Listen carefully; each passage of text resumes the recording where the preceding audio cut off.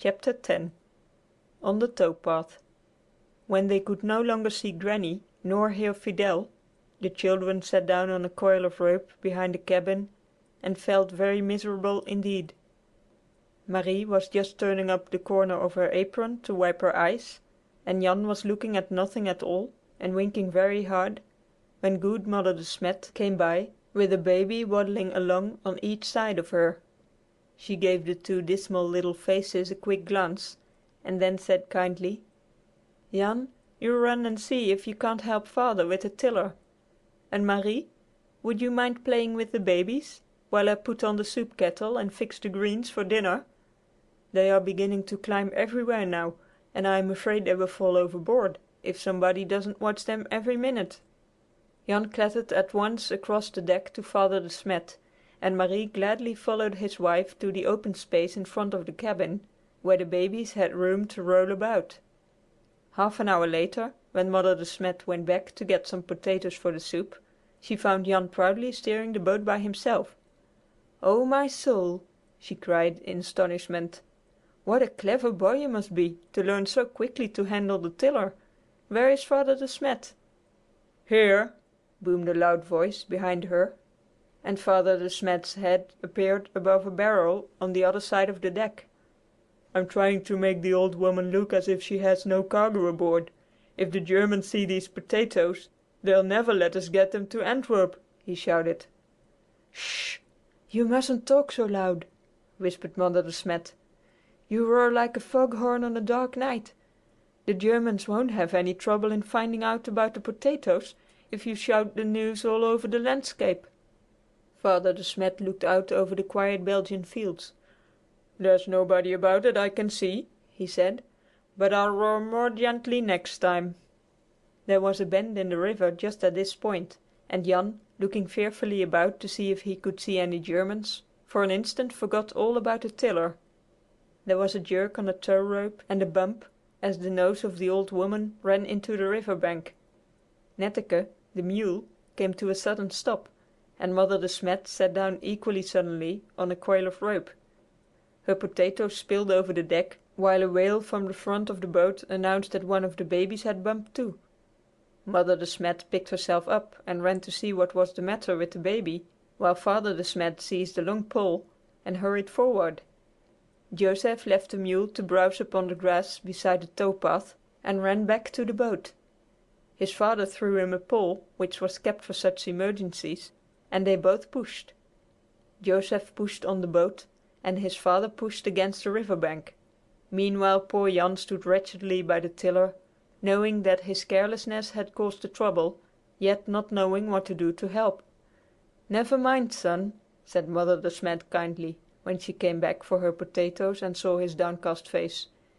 "It isn't the first time the old woman has stuck her nose in the mud, and with all the people they knew at the tiller too.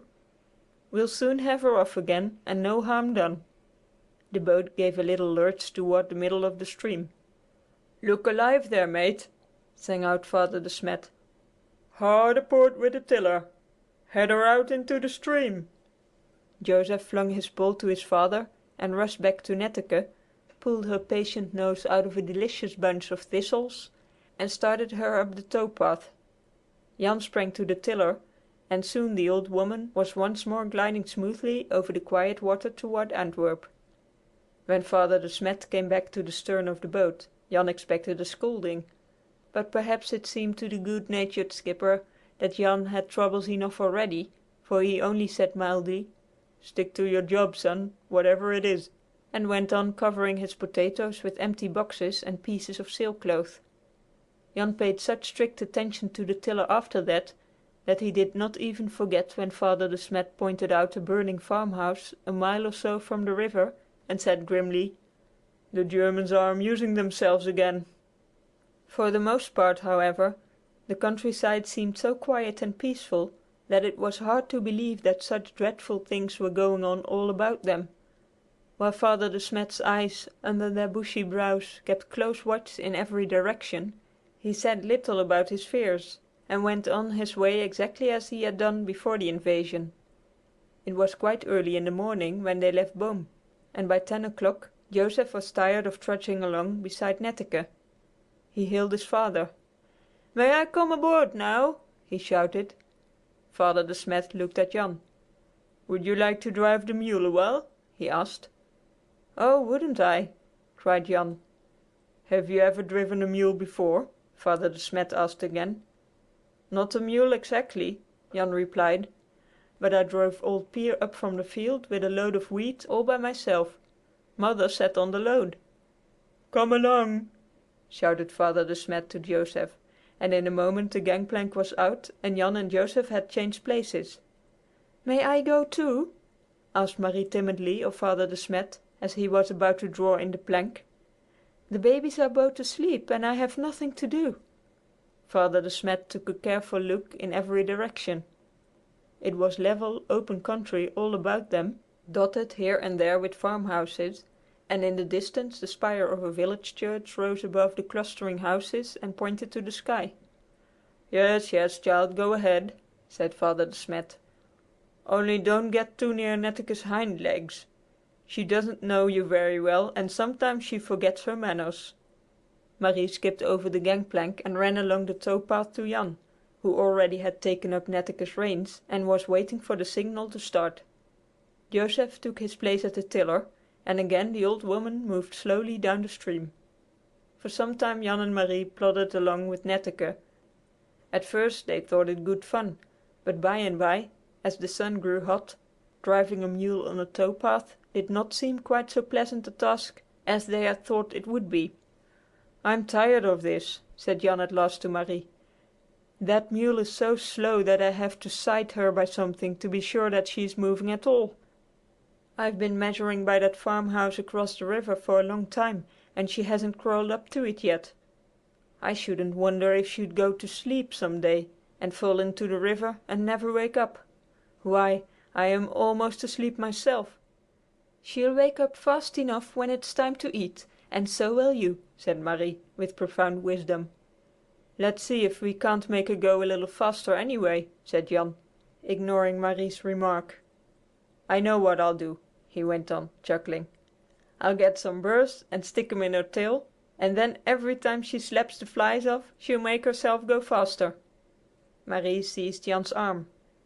"You'll do nothing of the kind," she cried. "Father De Smet told me especially to keep away from Netteke's hind legs." "Pooh!" said Jan. "He didn't tell me that. I'm not afraid of any mule alive.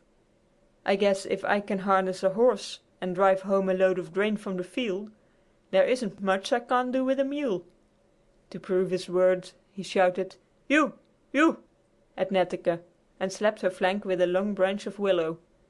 Now Netteke was a proud mule, and she wasn't used to being slapped. Father De Smet knew her ways, and knew also that her steady, even slow pace was better in the long run than to attempt to force a livelier gait.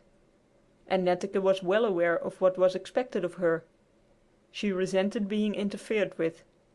Instead of going forward at greater speed, she put her 4 feet together, laid back her ears, gave a loud "ee-ah!" and stopped stock still. "You! You!" shouted Jan. In vain. Netteke would not move. Marie held a handful of fresh grass just out of reach of her mouth, but Netteke was really offended. She made no effort to get it. She simply stayed where she was. Father De Smet stuck his head over the side of the boat. "What is the matter?" he shouted.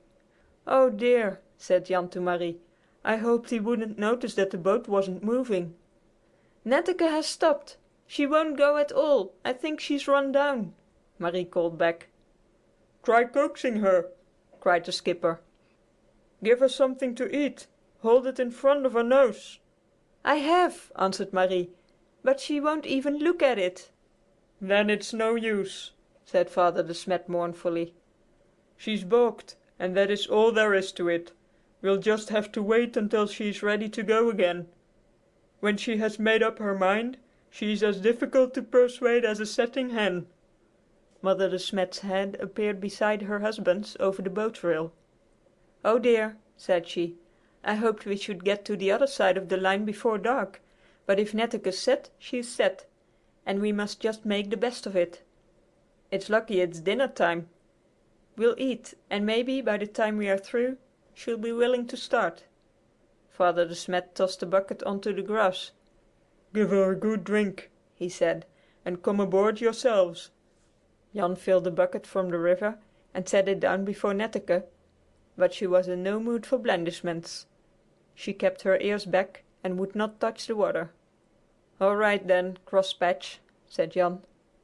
Leaving the pail in front of her, he went back to the boat. The gangplank was put out and he and Marie went on board.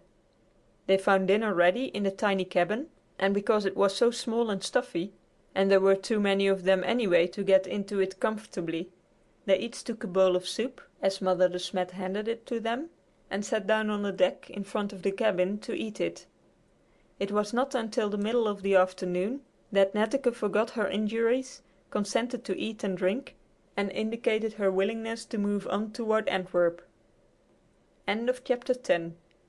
Recording by Kattekliek.